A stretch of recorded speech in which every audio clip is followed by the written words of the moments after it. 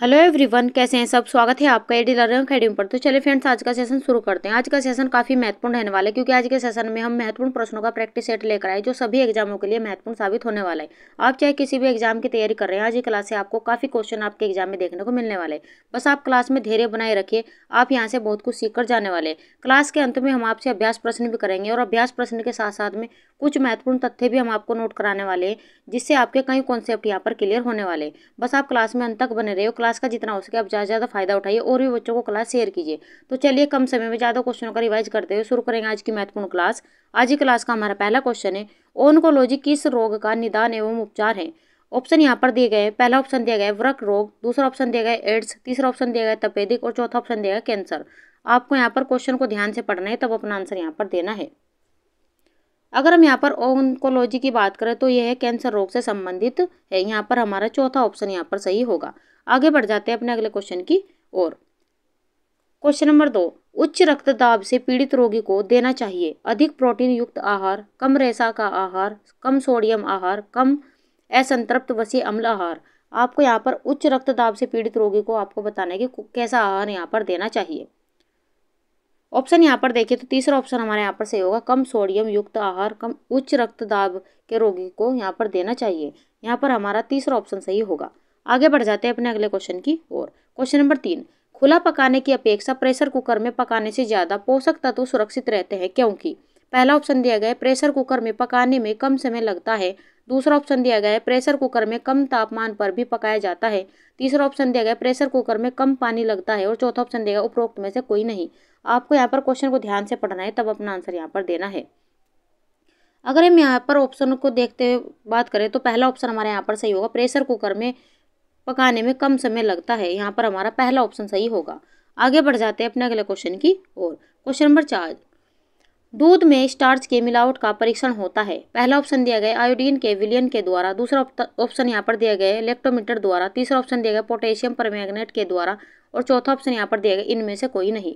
आपको यहाँ पर दूध में स्टार्च के मिलावट का परीक्षण बताना है कि किसके द्वारा किया जाता है। ऑप्शन यहाँ पर देखें तो पहला ऑप्शन हमारे यहाँ पर सही होगा, दूध में स्टार्च के मिलावट का परीक्षण किया जाता है आयोडीन के विलयन के द्वारा। यहाँ पर हमारा पहला ऑप्शन सही होगा।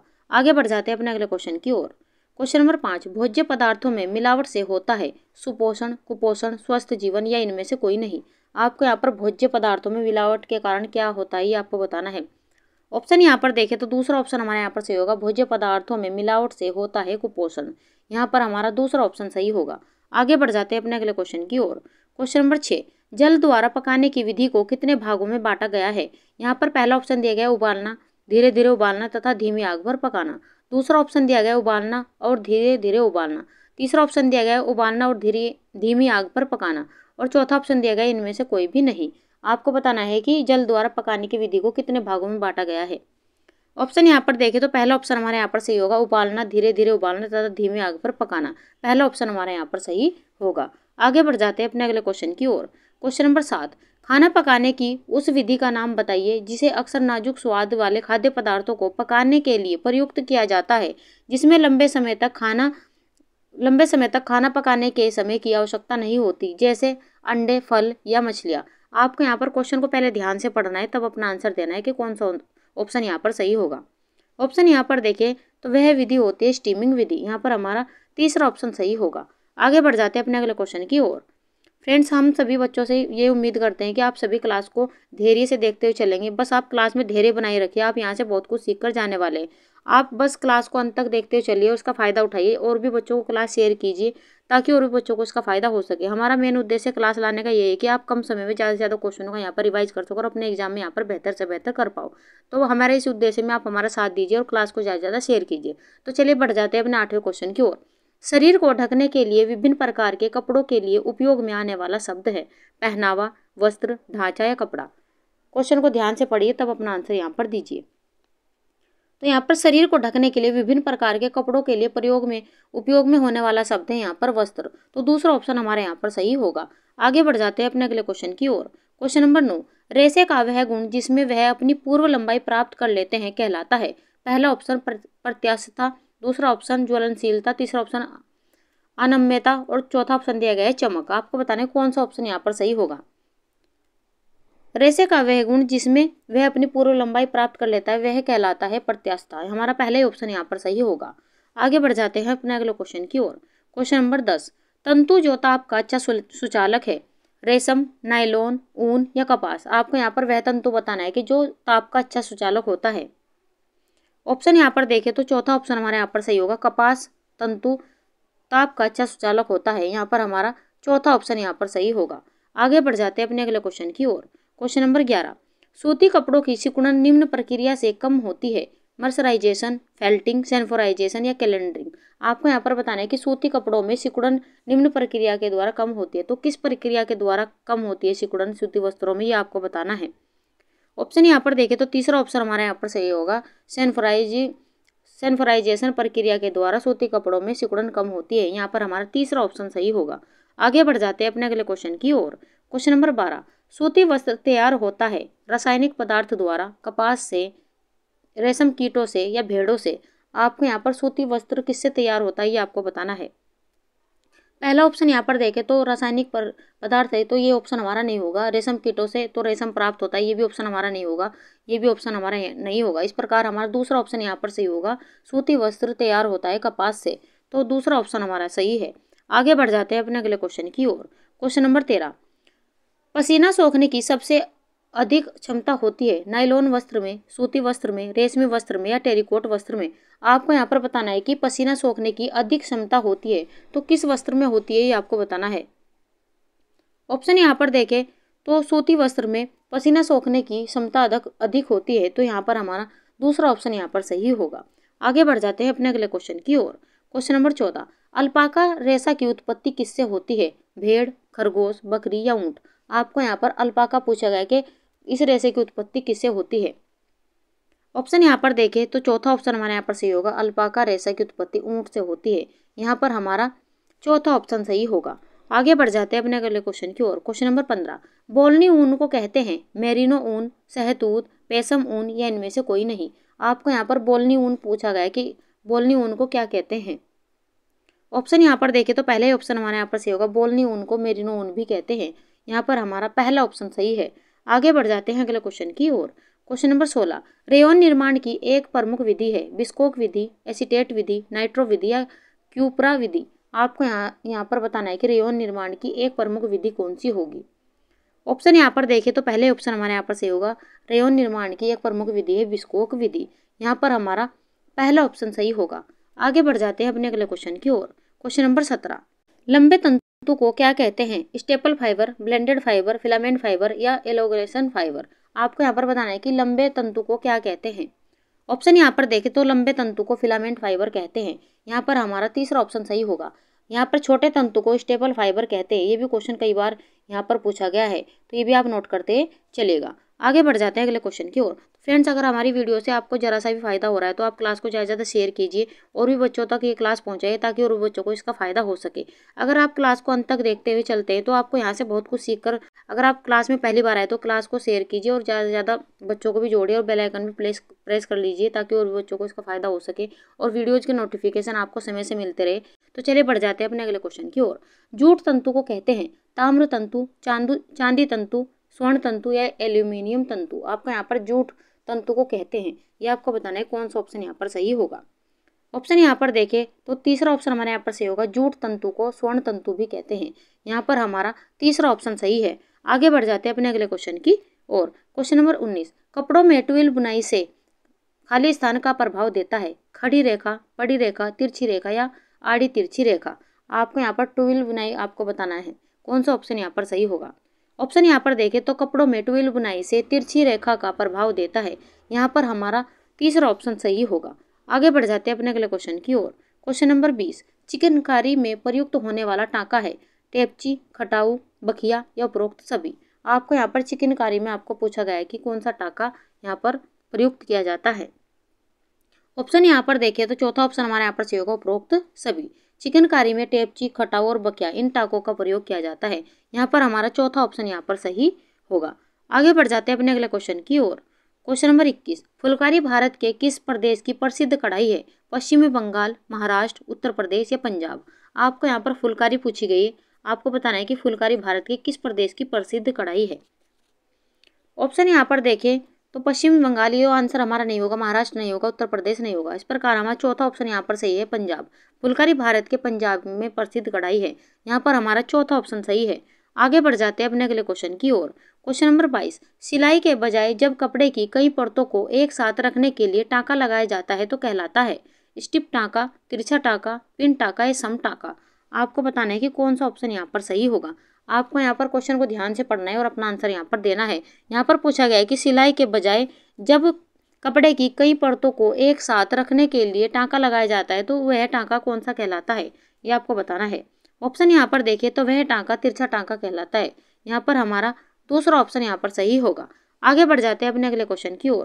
क्वेश्चन नंबर 23, पन्ना हजारे साड़ियाँ प्रसिद्ध है लखनऊ की, राजस्थान की, गुजरात की या ढाका की। आपको यहाँ पर पन्ना हजारे साड़ियाँ पूछी गई कि कहाँ की प्रसिद्ध है। ऑप्शन यहाँ पर देखें तो पन्ना हजारे साड़ियाँ ढाका की प्रसिद्ध है। यहाँ पर हमारा चौथा ऑप्शन यहाँ पर सही होगा। आगे बढ़ जाते हैं अपने अगले क्वेश्चन की ओर। क्वेश्चन नंबर 24, हिमाचल प्रदेश की पारंपरिक कढ़ाई है कसीदा कढ़ाई, फुलकारी, कांथा कढ़ाई या चंबा कढ़ाई। आपको बताना है कि कौन सा ऑप्शन यहाँ पर सही होगा। आपसे हिमाचल प्रदेश की पारंपरिक कढ़ाई आपसे पूछी गई है, ये आपको बताते ही चलना है। ऑप्शन यहाँ पर देखें तो चौथा ऑप्शन हमारे यहाँ पर सही होगा, चंबा कढ़ाई। ये हिमाचल प्रदेश में पारंपरिक कढ़ाई है। यहाँ पर हमारा चौथा ऑप्शन यहाँ पर सही होगा। आगे बढ़ जाते हैं अपने अगले क्वेश्चन की ओर। क्वेश्चन नंबर 25, उत्सव अवसर के लिए कांथा कढ़ाई से बनी पलंग की चद्दर। आपको बताना है कि कौन से ऑप्शन यहाँ पर सही होगा, सुजनी, सांगली, सुबेर या सेंची। आपको बताना है कि उत्सव अवसर के लिए कांथा कढ़ाई से बनी पलंग की चद्दर उसे क्या कहा जाता है, आपको बताना है। ऑप्शन यहाँ पर देखें तो पहले ऑप्शन हमारे यहाँ पर सही होगा, वह है सुजनी। यहाँ पर हमारा पहला ऑप्शन सही होगा। आगे बढ़ जाते हैं अपने अगले क्वेश्चन की ओर। क्वेश्चन नंबर 26, पटोला साड़ियाँ खालिस्तान द्वारा उत्पादित की जाती है, हिमरस, टाई डाइंग, ब्लॉक डाइंग या पैठनी। आपको बताना है कि पटोला साड़ियाँ किसके द्वारा उत्पादित की जाती है, ये आपको बताना है। कौन सा ऑप्शन यहाँ पर सही होगा। ऑप्शन यहाँ पर देखें तो पटोला साड़ियाँ टाई डाइंग द्वारा उत्पादित की जाती है। यहाँ पर हमारा दूसरा ऑप्शन सही है। आगे बढ़ जाते हैं अपने अगले क्वेश्चन की ओर। क्वेश्चन नंबर 27, प्रसिद्ध मधुबनी पेंटिंग किस राज्य से है, बिहार, उत्तर प्रदेश, गुजरात या राजस्थान। आपको यहाँ पर मधुबनी पेंटिंग आपसे पूछी गई। महत्वपूर्ण प्रश्न लगाते चलेगा क्योंकि कई एग्जाम में ये क्वेश्चन यहाँ से पूछा गया है। मधुबनी पेंटिंग की यहाँ पर बात करें तो पहले ऑप्शन हमारे यहाँ पर सही होगा, बिहार। बिहार की प्रसिद्ध यहाँ पर पेंटिंग है, तो पहला ऑप्शन हमारे यहाँ पर सही है। आगे बढ़ जाते हैं अपने अगले क्वेश्चन की ओर। क्वेश्चन नंबर 28, किशोरों द्वारा वस्त्रों के चुनाव में सर्वाधिक महत्व कारक है, उपयुक्त वस्त्र, पोशाक का टिकाऊपन, पोशाक की कीमत या प्रचलित शैली। आपको यहाँ पर किशोरों में पूछा गया कि किशोरों द्वारा वस्त्रों के चुनाव में सर्वाधिक महत्वपूर्ण कारक कौन सा होगा, तो कौन सा ऑप्शन यहाँ पर सही है। पहले ऑप्शन की यहाँ पर बात करें तो उपयुक्त वस्त्र, ये तो ऑप्शन हमारा नहीं होगा। पोशाक का टिकाऊपन, ये भी ऑप्शन हमारा नहीं होगा। और पोशाक की कीमत, ये भी ऑप्शन हमारा नहीं होगा। तो किशोरों द्वारा वस्त्रों के चुनाव में सर्वाधिक महत्व कारक है प्रचलित शैली। यहाँ पर हमारा चौथा ऑप्शन सही होगा। आगे बढ़ जाते हैं अपने अगले क्वेश्चन की ओर। गृह विज्ञान शिक्षण का सिद्धांत है, चयन का सिद्धांत, व्यक्तिगत विभिन्नता का सिद्धांत, नियोजन का सिद्धांत या उपरोक्त सभी। आपको यहाँ पर बताना है कि कौन सा ऑप्शन यहाँ पर सही होगा। आपको गृह विज्ञान शिक्षण का सिद्धांत आपको बताना है कौन सा ऑप्शन यहाँ पर सही होगा। तो चयन का सिद्धांत, ये भी ऑप्शन यहाँ पर सही है। व्यक्तिगत विभिन्नता का सिद्धांत, ये भी ऑप्शन यहाँ पर सही है। और नियोजन का सिद्धांत, ये भी ऑप्शन यहाँ पर सही है। इस प्रकार हमारा चौथा ऑप्शन यहाँ पर सही होगा, उपरोक्त सभी। आगे बढ़ जाते हैं अपने अगले क्वेश्चन की ओर। क्वेश्चन नंबर 30, दहेज विरोधी बिल किस सन में पारित हुआ, 1980, 1982, 1961 या 1956। आपको बताना है कि दहेज विरोधी बिल किस सन में पारित हुआ, ये आपको बताना है। महत्वपूर्ण प्रश्न आप यहाँ पर लगाते चलिए क्योंकि कई एग्जाम में ये क्वेश्चन यहाँ से लगातार पूछा गया है। ऑप्शन यहाँ पर देखें तो तीसरा ऑप्शन हमारे यहाँ पर सही होगा, 1961। दहेज विरोधी बिल ये 1961 में पारित हुआ। यहाँ पर हमारा तीसरा ऑप्शन सही होगा। आगे बढ़ जाते हैं अपने अगले क्वेश्चन की और। क्वेश्चन नंबर 31, बाल विवाह समाप्त करने का उपाय है। पहला ऑप्शन यहाँ पर दिया गया है, दहेज पर प्रतिबंध कानून लगाया जाए। दूसरा ऑप्शन, शिक्षा का प्रचार व प्रसार किया जाए। और तीसरा ऑप्शन यहाँ पर दिया गया है, सही निर्णय लेने में सक्षम हो या उपरोक्त सभी। आपको यहाँ पर बाल विवाह समाप्त करने का उपाय आपको बताना है, कौन सा ऑप्शन यहाँ पर सही होगा। ऑप्शन यहाँ पर देखें तो पहला ऑप्शन यहाँ पर दिया गया है, दहेज पर प्रतिबंध कानून लगाए जाए। ये भी ऑप्शन यहाँ पर सही है। शिक्षा का प्रचार व प्रसार किया जाए, ये भी ऑप्शन यहाँ पर सही है। और सही निर्णय लेने में सक्षम हो, ये भी ऑप्शन यहाँ पर सही है। इस प्रकार हमारा चौथा ऑप्शन यहाँ पर सही होगा, उपरोक्त सभी। आगे बढ़ जाते हैं अपने अगले क्वेश्चन की और। क्वेश्चन नंबर 32, निम्नलिखित में से किस हमारी आवश्यकताओं को पूरा करने और लक्ष्यों तक पहुंचने के साधन के रूप में परिभाषित किया गया है। आपको यहाँ पर बताना है कि निम्नलिखित में से किसे किसे हमारी आवश्यकताओं को पूरा करने और लक्ष्यों तक पहुंचने के साधन के रूप में परिभाषित किया गया है। पहला ऑप्शन दिया गया संसाधन, दूसरा ऑप्शन दिया गया कठिनाइयाँ, तीसरा ऑप्शन दिया गया मानक और चौथा ऑप्शन दिया गया निर्णय। आपको बताना है कि कौन सा ऑप्शन यहाँ पर सही होगा। ऑप्शन यहाँ पर देखें तो पहले ऑप्शन हमारा यहाँ पर सही होगा, संसाधन के रूप में प्रस्तुत यहाँ पर परिभाषित किया गया है। तो पहला ऑप्शन हमारा यहाँ पर सही है। आगे बढ़ जाते हैं अपने अगले क्वेश्चन की ओर। क्वेश्चन नंबर 33, निम्न में से किस प्रकार के बर्तनों को साफ करने के लिए नींबू तथा नमक का प्रयोग होता है। पहला ऑप्शन दिया गया फर्नीचर, दूसरा ऑप्शन दिया गया तांबे के हरी जंग लगे, तीसरा ऑप्शन दिया गया पत्थर और चौथा ऑप्शन दिया गया चांदी। आपको यहाँ पर क्वेश्चन को पहले ध्यान से पढ़ना है, तब अपना आंसर यहाँ पर देना है। अगर हम यहाँ पर बात करें तो यहाँ पर दूसरा ऑप्शन यहाँ पर सही होगा। यहाँ पर तांबे के हरे जंग लगे बर्तनों को यहाँ पर नींबू तथा नमक के प्रयोग से साफ किया जाता है। यहाँ पर हमारा दूसरा ऑप्शन यहाँ पर सही होगा। आगे बढ़ जाते हैं अगले क्वेश्चन की ओर। क्वेश्चन नंबर 34, आधुनिक समय में पर्दों, कालीन, फर्श इत्यादि को साफ करने का सर्वोत्तम यंत्र है ब्रश, झाड़ू, वैक्यूम क्लीनर या झाड़न। आपको यहाँ पर क्वेश्चन को ध्यान से पढ़िए, तब अपना आंसर यहाँ पर दीजिए। अगर हम यहाँ पर आधुनिक समय में पर्दों, कालीन, फर्श इत्यादि को साफ करने का सर्वोत्तम यंत्र की यहाँ पर बात करें तो तीसरा ऑप्शन हमारा यहाँ पर सही होगा, वैक्यूम क्लीनर। तो यहाँ पर हमारा तीसरा ऑप्शन सही है। आगे बढ़ जाते हैं अपने अगले क्वेश्चन की ओर। क्वेश्चन नंबर 35, आंतरिक सज्जा का मूलभूत सिद्धांत है संतुलन, अनुरूपता तथा अनुपात, ले एवं बल या उपयुक्त सभी। आपको यहाँ पर आंतरिक सज्जा का मूलभूत सिद्धांत आपसे पूछा गया है। तो क्वेश्चन को ध्यान से पढ़िए, तब अपना आंसर आप यहाँ पर दीजिए। ऑप्शन यहाँ पर देखें तो पहला ऑप्शन संतुलन, ये भी ऑप्शन यहाँ पर सही होगा। अनुरूपता तथा अनुपात, ये भी ऑप्शन यहाँ पर सही है। ले एवं बल, ये भी ऑप्शन यहाँ पर सही है। इस प्रकार चौथा ऑप्शन हमारे यहाँ पर सही होगा, उपरोक्त सभी। आगे बढ़ जाते हैं अपने अगले क्वेश्चन की ओर। क्वेश्चन नंबर 36, कृत्रिम वायु आवागमन का प्रकार है। पहला ऑप्शन दिया गया संतुलित वायु आवागमन, दूसरा ऑप्शन वातानुकूलन, तीसरा ऑप्शन यहाँ पर एक्सॉस्ट वेंटिलेशन और चौथा ऑप्शन दिया गया है उपरोक्त सभी। आपको यहाँ पर कृत्रिम वायु आवागमन का प्रकार यहाँ से आपसे पूछा गया है, कौन सा ऑप्शन यहाँ पर सही होगा। ऑप्शन यहाँ पर देखें तो चौथा ऑप्शन हमारा यहाँ पर सही होगा, उपरोक्त सभी। यहाँ पर हमारा चौथा ऑप्शन सही है। आगे बढ़ जाते हैं अपने अगले क्वेश्चन की ओर।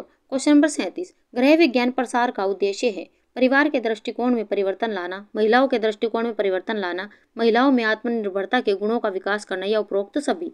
आपको यहाँ पर गृह विज्ञान प्रसार का उद्देश्य आपको बताना है कि कौन सा उद्देश्य यहाँ पर होगा। ऑप्शन यहाँ पर देखें तो परिवार के दृष्टिकोण में परिवर्तन लाना, ये भी इसका उद्देश्य है। महिलाओं के दृष्टिकोण में परिवर्तन लाना, ये भी उद्देश्य है। और महिलाओं में आत्मनिर्भरता के गुणों का विकास करना, ये भी इसका उद्देश्य है। इस प्रकार हमारा चौथा ऑप्शन यहाँ पर सही होगा, उपयुक्त सभी। आगे बढ़ जाते हैं अपने अगले क्वेश्चन की ओर। तो फ्रेंड्स, अगर आप सभी से हम ये रिक्वेस्ट करना चाहेंगे कि आप बस क्लास को ध्यान से देखते हुए चलिए और आप इसका जितना भी हो सके आप ज़्यादा से ज़्यादा फायदा उठाइए। तो चलिए बढ़ जाते हैं अपने अगले क्वेश्चन की ओर। क्वेश्चन नंबर 38, प्रसार शिक्षा निरंतर चलने वाली प्रक्रिया है, यह कथन किसका है।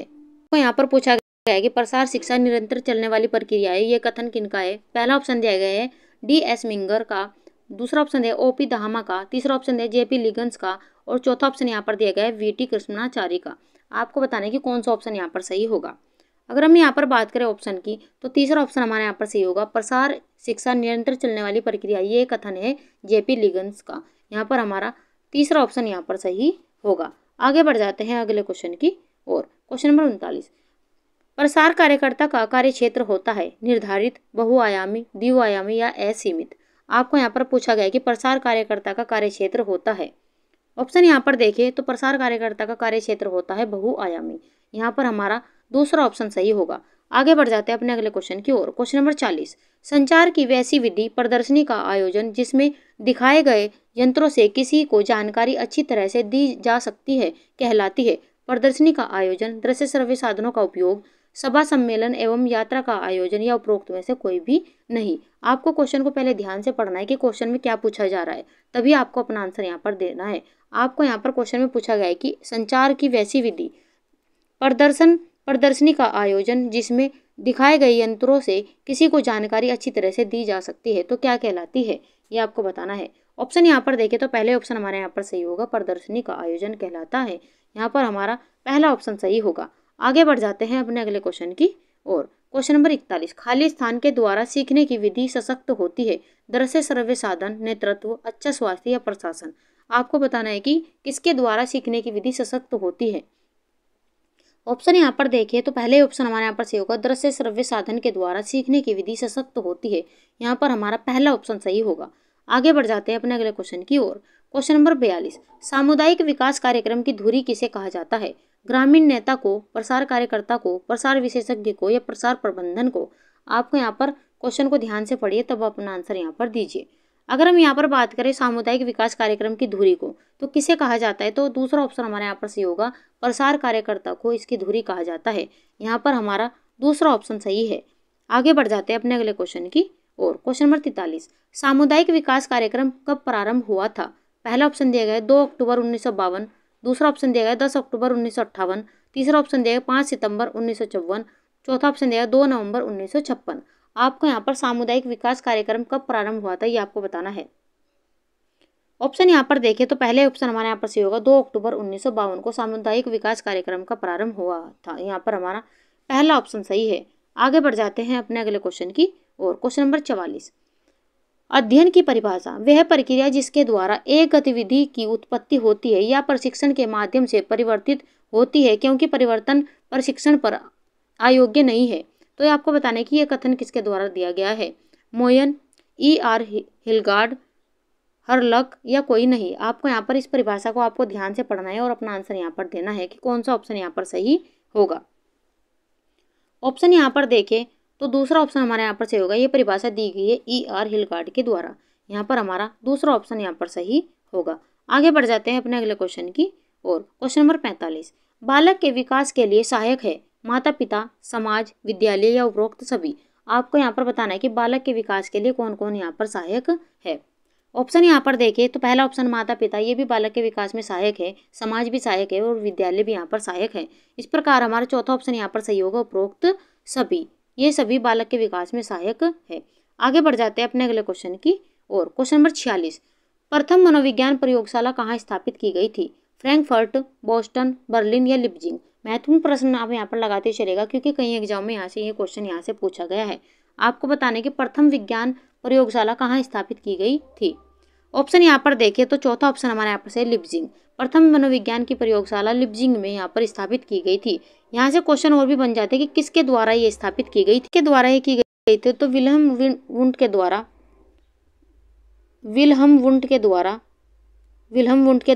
1879 में जर्मनी के लिप्जिंग में इसे स्थापित किया गया था। ये भी क्वेश्चन यहाँ से कई बार यहाँ से एग्जाम में पूछा गया है, तो आप ये भी यहाँ से नोट करते चलेगा। तो ऑप्शन हमारे यहाँ होगा लिप्जिंग। आगे बढ़ जाते हैं अगले क्वेश्चन की और। क्वेश्चन नंबर 47, निम्नलिखित में से कौन सा कारक संज्ञानात्मक विकास को प्रभावित करता है? मस्तिष्क विकार, ज्ञानेंद्रिया, आनुवंशिकता या उपरोक्त सभी? आपको यहाँ पर क्वेश्चन को पहले ध्यान से पढ़ना है तब अपना आंसर आपको यहाँ पर देना है। आपको बताना है कि निम्नलिखित में से कौन सा कारक संज्ञानात्मक विकास को प्रभावित करता है, ये आपको बताना है। ऑप्शन यहाँ पर देखें तो मस्तिष्क विकार ये भी इसको प्रभावित करता है, ज्ञानेंद्रिय भी प्रभावित करती है और आनुवंशिकता भी प्रभावित करती है। इस प्रकार हमारा चौथा ऑप्शन यहाँ पर सही होगा, उपरोक्त सभी। ये सभी इसको प्रभावित करते हैं। आगे बढ़ जाते हैं अपने अगले क्वेश्चन की और। क्वेश्चन नंबर 48, संज्ञानात्मक विकास का अर्थ खाली स्थान के विकास से है। आपको यहाँ पर 4 ऑप्शन दिए गए। पहला ऑप्शन दिया ज्ञानेंद्रिय, दूसरा ऑप्शन मांसपेशियों तंत्रिकाएं, तीसरा ऑप्शन है विचार तथा बुद्धि में परिवर्तन, चौथा ऑप्शन दिया गया संरचनात्मक क्रियाएं। आपको यहाँ पर संज्ञानात्मक विकास का अर्थ आपसे पूछा गया है।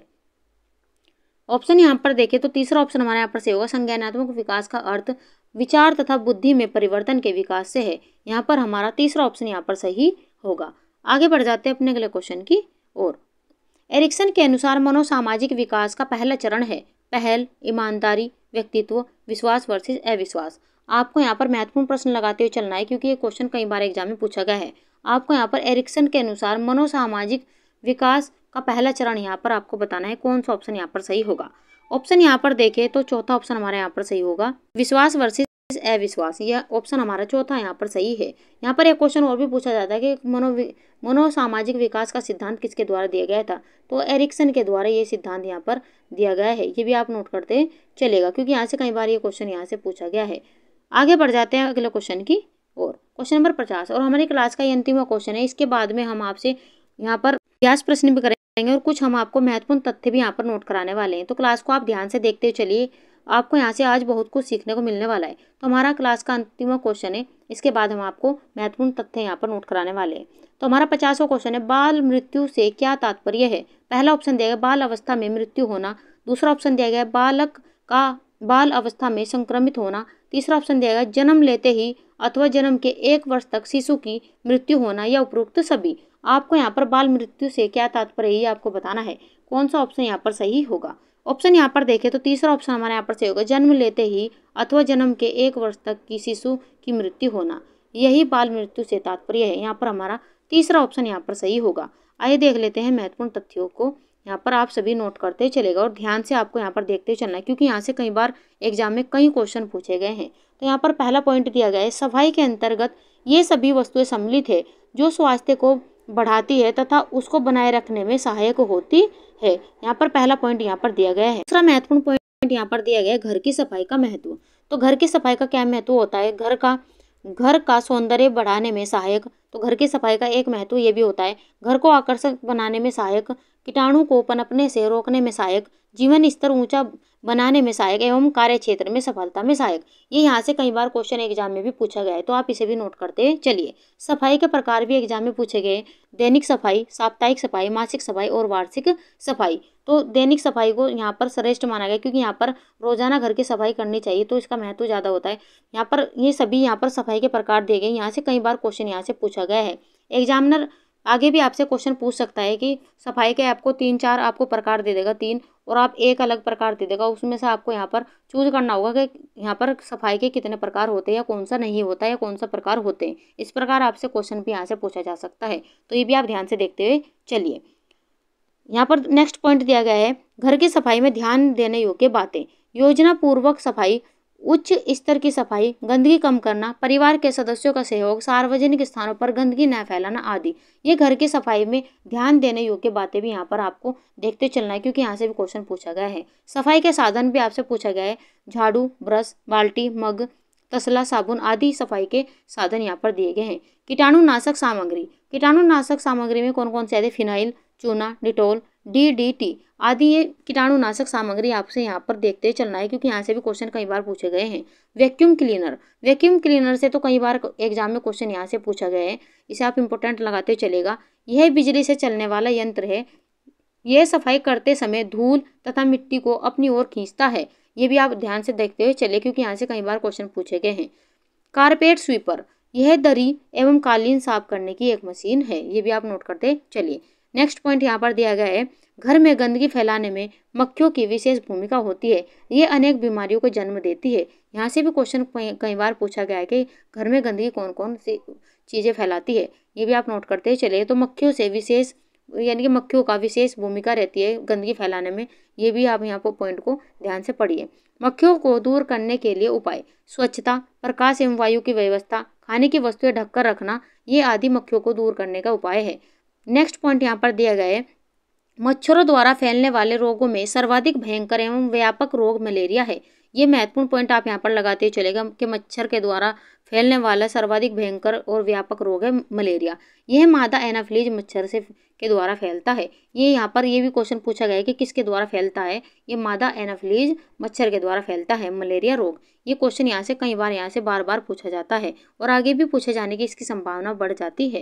यहाँ पर नेक्स्ट पॉइंट दिया गया है, मच्छरों से बचने के उपाय आपको यहाँ पर दिए गए हैं, ये भी आप नोट करते चले। तो मच्छरों से बचने के उपाय है, मच्छरदानी का प्रयोग, दरवाजे व खिड़कियों को बंद रखना एवं ओडोमोस का प्रयोग, ये इसके यहाँ पर बचाव भी यहाँ पर दिए गए हैं। कूड़ा करकट को नष्ट करने के उपाय, यहाँ से ये भी क्वेश्चन यहाँ से कई बार पूछा गया है। तो जलाकर, कूड़े से यानी कि कूड़े से गड्ढे को पाटना, छटाई द्वारा कूड़े का उपयोग, ये यहाँ पर इसके नष्ट करने के उपाय भी यहाँ पर दिए गए हैं। तो यहाँ से महत्वपूर्ण पॉइंट आपके बन जाते हैं और कहीं यहाँ से 10-12 क्वेश्चन एग्जाम में भी पूछे गए। तो इन सभी तथ्यों को आप नोट करते ही चलिएगा, क्योंकि यहाँ से आगे भी क्वेश्चन पूछे जा सकते हैं। तो चलिए बढ़ जाते हैं अपने अभ्यास प्रश्न की ओर। आज का अभ्यास प्रश्न है, जायगोट किसे कहते हैं, अंडाणु, शुक्राणु, नया कोष या क्रोमोसोम। इस क्वेश्चन का आंसर आपको हमें कमेंट बॉक्स में देना है और इंपॉर्टेंट लगाते ही चलेगा, क्योंकि ये कई एग्जाम में यहाँ से क्वेश्चन पूछा गया है। आपको यहाँ पर कमेंट बॉक्स में बताना है कि जाइगोट किसे कहते हैं। तो चलिए फ्रेंड्स, अगर आज की क्लास आपको पसंद आई तो लाइक सब्सक्राइब करना ना भूलें। क्लास से आपको जरा भी फायदा आया तो और भी बच्चों को शेयर कीजिए ताकि और भी बच्चों को भी इसका फायदा हो सके। तो चलिए मिलते हैं ऐसे ही क्वेश्चनों के साथ में नेक्स्ट वीडियो में। तब तक के लिए आप खुश रहिए, अपने माता पिता का सम्मान कीजिए। वीडियो देखने के लिए थैंक यू।